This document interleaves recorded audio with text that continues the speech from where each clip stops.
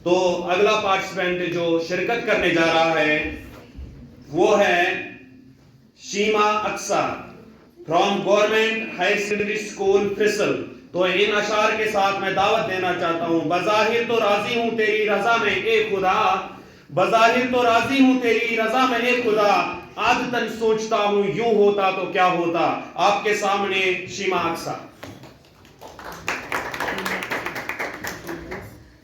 जो गुलामे रसूल होते हैं वो बड़े बाउसूल होते हैं, जो गुलामे